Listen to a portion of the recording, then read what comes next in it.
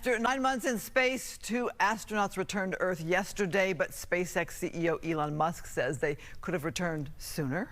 NASA says several factors impacted the final splashdown date. Fox News correspondent Jonathan Seri has details.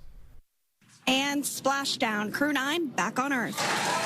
Smiling as recovery teams help them out of their SpaceX Dragon capsule, the 4 members of Crew 9 are now adjusting to life back on Earth, flown overnight to Houston to reunite with families and begin exercises to strengthen bones and muscles.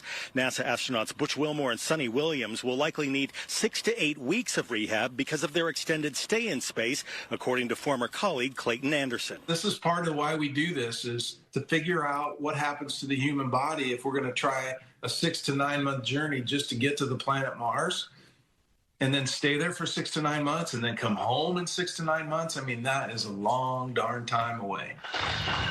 Butch and Sonny's mission was extended from an 8-day flight test to more than 9 months on the International Space Station after Boeing's new Starliner spacecraft developed thruster problems. NASA reassigned them to work with the Crew 9 mission from its arrival in September until the next crew rotation this past Sunday. SpaceX could have brought the astronauts back after a few months at most, and we made that offer to the Biden administration.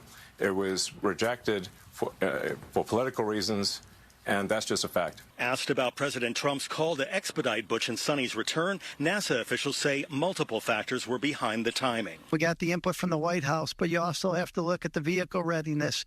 We talked about looking at weather. We talked about recovery team handover, the vehicle traffic going to and from the International Space Station. NASA says Boeing is working on improvements to Starliner based on data from Butch and Sonny's flight test, and President Trump has invited the astronauts to the Oval Office once they finish their recovery. At Kennedy Space Center in Florida, Jonathan Seri, Fox News.